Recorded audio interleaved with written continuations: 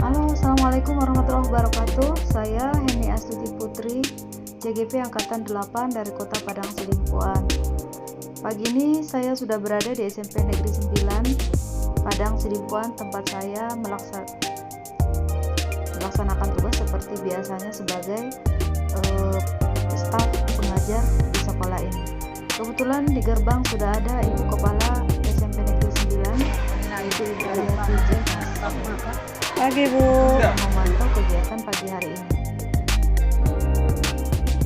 Kita lanjutkan kembali perjalanan menyusuri gerbang depan SMP Negeri 9 Padang Sidimpuan. Lapangan sepertinya lembab karena memang semalam hujan turun dengan kuat sekali, bahkan sampai menerbangkan spanduk yang di atas ke atas. Pada pagi hari ini kami akan melaksanakan IHT mengenai budaya positif di sekolah sebagai kegiatan dari aksi nyata saya dalam modul 14.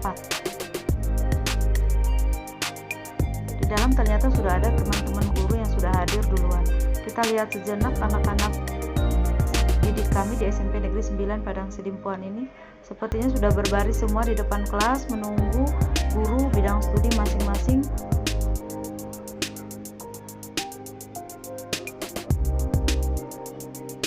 Oke, berikutnya adalah pelaksanaan IHT. Kita lihat dulu apa filosofis pemikiran Ki Hajar Dewantara. Menurut Ki Hajar Dewantara, pendidikan bertujuan untuk menuntun segala kodrat yang ada pada anak-anak agar mereka dapat mencapai keselamatan dan kebahagiaan setinggi-tingginya.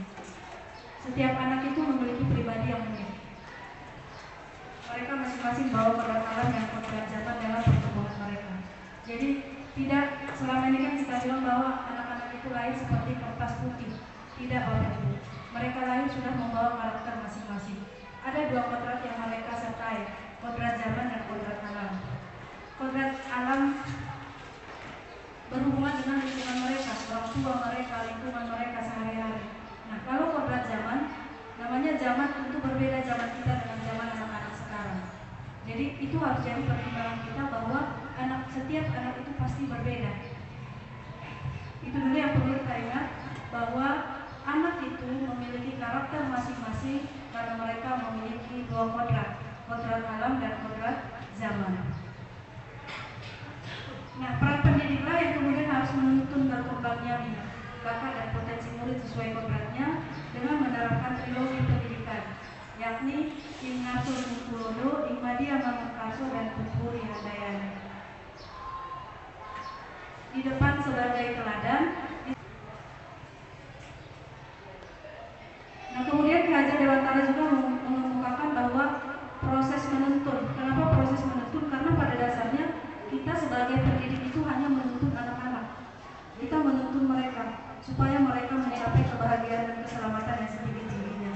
Nah, inilah yang kemudian disebut dengan kurikulum merdeka. Apa maksudnya kurikulum merdeka? Di kurikulum merdeka ini siswa itu kita tuntun sesuai dengan bakat dan minat mereka. Jadi mereka bebas berkarya, tapi kita tetap harus menuntun mereka supaya mereka tidak kehilangan arah. Itu artinya. Diharapkan dalam kurikulum merdeka ini kemudian akan tercapai karakter profil pelajar Pancasila mereka. Apa itu dimensinya? Beriman, bertakwa kepada Tuhan Yang Maha Esa, kemudian berkebinekaan global, mandiri, bergotong royong, kreatif, dan bernalar kritis.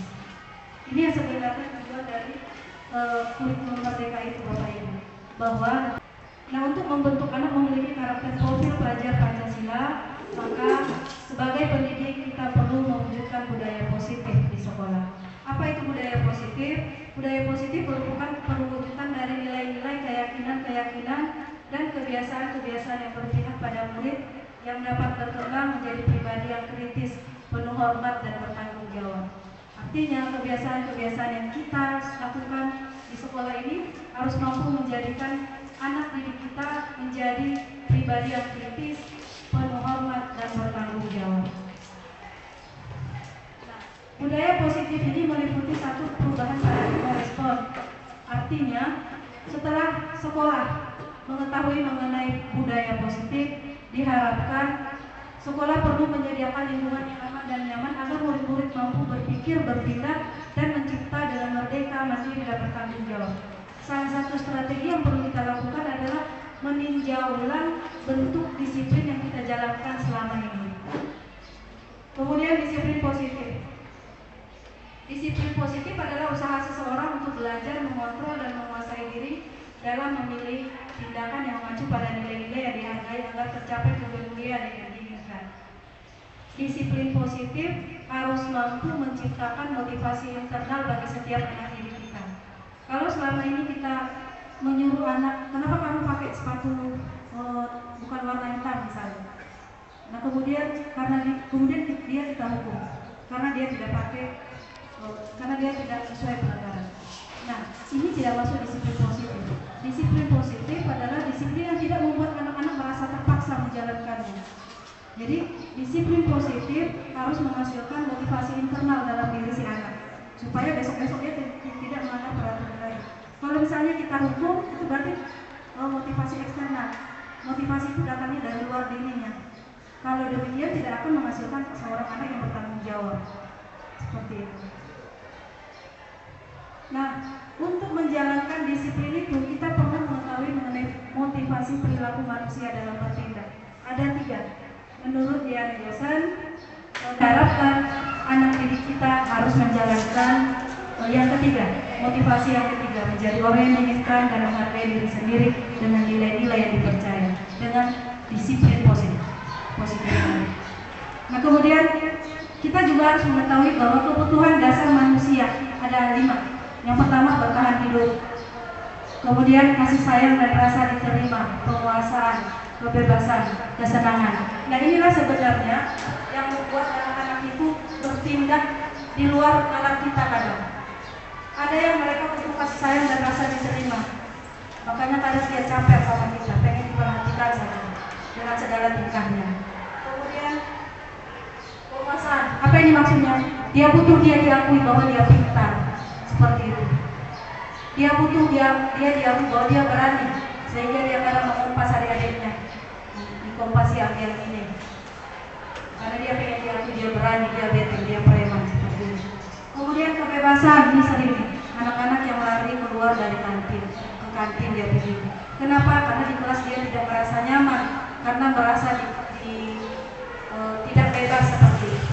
Kalau di kantin dia bebas cerita-cerita itu, dia butuh kebebasan. Nah, kemudian kesenangan, kata-kata segala macam, sehingga dia akan mengganggu kawan karena dia senang. Kemudian, nah posisi kontrol guru harus kita ketahui Bapak Ibu bahwa ada 5 posisi kontrol guru. Yang pertama pengukur, ini barangkali kita di rame-rame. Saya termasuk di salah satunya. Sebelum saya mengetahui materi ini, konsep ini, saya ini ada di posisi ini. Pengukur. Apa itu pengukur? Belum apa-apa udah langsung menghukum siswa, tanpa kita mengetahui apa motivasi dia berlaku seperti itu. Langsung menghukum. Ya. Ini kadang yang membuat anak itu down. Besok bilangnya lagi. Kemudian membuat orang merasa bersalah, itu juga sering kita. Meskipun maruang ibu, meskipun maruang emak, mama, itu membuat merasa bersalah. Di mana ruginya kalau membuat ini? Nanti ada anak yang kemudian tertekan emosinya. Akhirnya dia diam-diam dendam karena emosinya tertekan. Jadi ini sebaiknya kita hindari ya Bapak Ibu. Membuat orang merasa bersalah. Kemudian teman ini baik juga sebenarnya. Namun kadang ketika kita menghukum si anak, dia sudah merasa berteman dengan kita. Ketika kita menghukum dia kemudian merasa kita bukan lagi temannya. Seperti itu. Nah, kemudian monitor, memantau. Nah ini biasanya dicirikan dengan guru yang tegas. Kamu terlambat kan? Iya Bu. Kau tahu konsekuensinya? Iya Bu. Silakan dikerjakan konsekuensinya. Itu pemantau, Bapak Ibu. Kadang-kadang kita memang baik juga melakukannya. Tapi dari yang paling baik dari sini adalah manajer. Apa itu manajer? Di manajer ini kita harus mampu menjadikan siswa selain dia kemudian tidak akan melakukan kesalahannya lagi, tapi kemudian motivasi internal itu muncul dari dalam dirinya. tidak akan berbuat lagi seperti itu. Ini akan menjadikan anak menjadi disiplin secara bertanggung jawab. Nah, kemudian manajer ini juga minat dan bakatnya akan keluar di sini. Jangan salah Bapak Ibu, kita tadi posisi kita adalah sebagai penuntun bagi anak didik. Kita akan menuntun dia sesuai bakat dan minatnya. Dia sudah ada bakat, sudah ada minatnya, cuma masih tersembunyi. Ya, artinya dari penelitian beberapa ahli bahwa yang kelihatan itu sebenarnya baru 12%. Yang kita lihat itu minat dan bakat anak-anak itu baru 12%. 88%-nya masih tersembunyi. Nah, yang 88% inilah tugas kita untuk mengeluarkannya, untuk mengembangkan minat dan bakat anak-anak ini. Itulah tugas kita.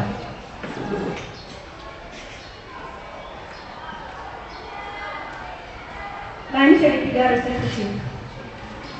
Segitiga restitusi ini biasanya dikerjakan oleh guru yang posisinya manajer tadi. Segitiga restitusi ini menciptakan kondisi bagi murid untuk memperbaiki kesalahan mereka sehingga mereka bisa kembali kepada kelompok mereka. Saya masih Bapak.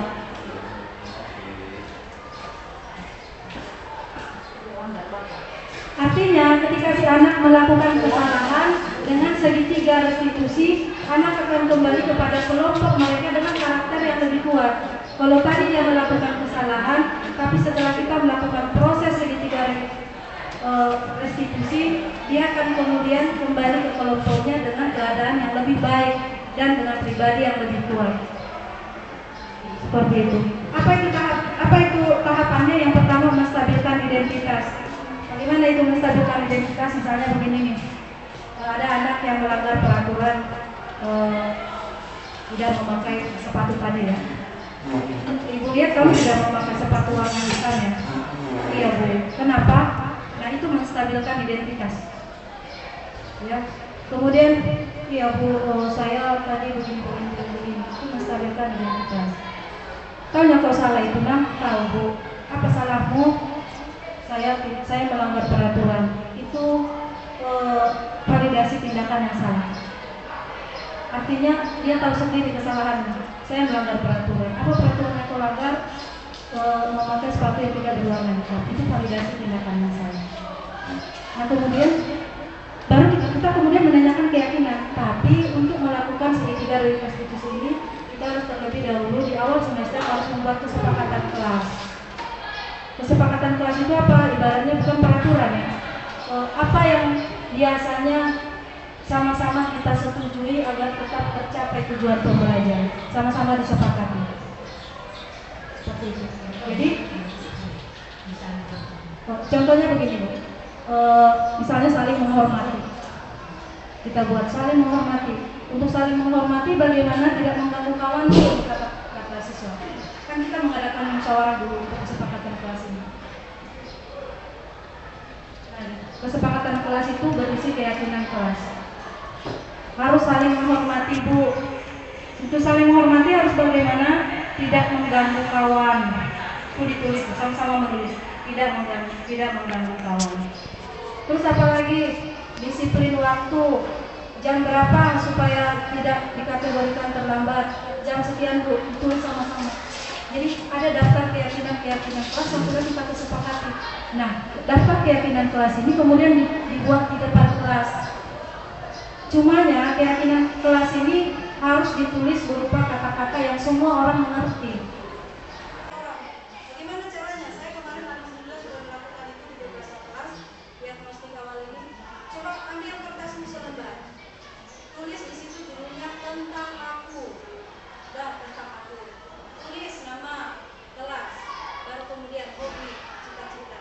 Tentu masing-masing berbeda ini kan Bapak Ibu. Kegiatan yang disenangi saat istirahat.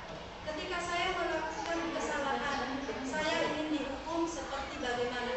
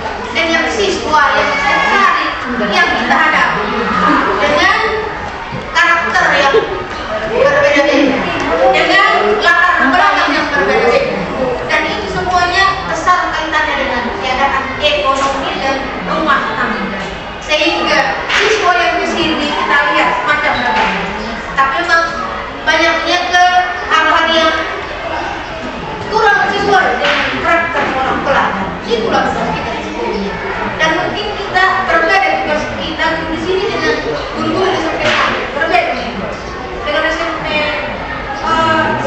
ilmi berbeda, tapi itu kalau bagi saya Bapak Ibu itulah tantangan pun, tantangan yang belakang itu merupakan suatu amanah kerja berat, hal-hal positif yang menurut kalau kita ikhlas barangkali tidak masalah. Itu tantangan saya. Kalau ke saya sebagai seorang manusia sekolah, salah satu yang saya buat pun adalah saya bekerja dengan Tuhan, hati ya, dengan hati saya bekerja. Terus siswa itu memang nggak semuanya sama. Kita harus lihat kalau kan ini keras, memang dia benar-benar berhasil, memang ini besar sekali anak kualitas. Ya pada kesepakatan kelas memang. Dan itu baru saya dengar di sini tentang ini. Yang jarang dilihat ini benar ini. Agar kelas itu benar-benar aman, nyaman, kondusif, nggak ada masalah. Memang harus buat kesepakatan kelas. Tidak dipaksakan oleh ini harus tidak. Gimana siswa ya? Gimana kita buat gimana agar belajar aman dan nyaman? Dibuat begitu. Setelah itu ditindak lanjut kita. Terus kita tahu menurut kalian lebih baik pada turun nih. Benar nggak bisa baru langsung kasih pakaian seperti ini. Saya sangat apresiasi dan menghargai semua itu. Dengan percayakan yang kali diunjuk oleh kurikulum atau wali kelas ini. Pekerjaan ringan itu. Karena ada tanggung jawab. Bisa bekerja dengan menjawab amanah itu, tugas itu sebagai wali kelas. Kalau kita akan tertulis di laporan, di itu, nah apa yang pada yang rasanya sesuatu yang itu menyenangkan oleh kita. Menyenangkan sekali. Saya satu-satunya juga itu bisa aja. Ada masalah, Pak. Iya. Yang sekarang mau saya berdamai, saya terus menjaga. Tentang ini. Terus tadi juga perlu saya tekankan di sini trilogi pendidikan oleh pihak yang berwenang itu benar sekali. Ada 3 poin di sini.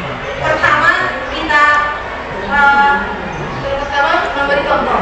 Contoh cara guru kita dulu. Yang kita bilang kamu nggak disiplin, tidak ada kali. Ternyata ada disiplin di mata mereka. Kita bilang disiplin, itu pasti nggak bisa buka jalan. Kalau kita nggak ngomong di depan kita bilang kita ini mami kita itu termasuk dia itu kan diberikan dulu sama siswa. Saya yakin lah semua oleh bapak itu semua lah, semua ada di sini bagian wakil, kelas, ini, BK dan lain-lain.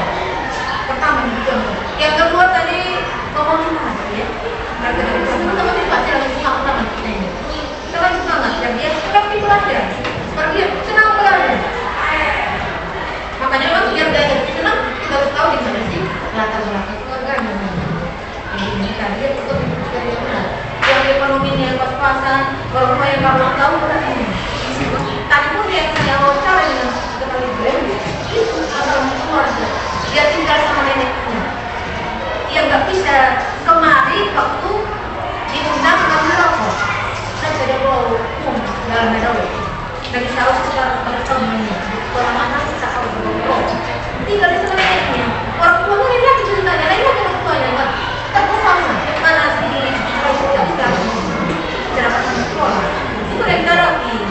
Dan kita dapat 2 iya saya tidak hanya kita dapat 2 itu dalam kondisi yang berbeda sekali kita bisa paham kamu itu tidak bisa mengapa dia bukan masalah dengan tidak saja saya rasa dengan lain nggak masalah terus dia hari dia nggak ada absen orang hari itu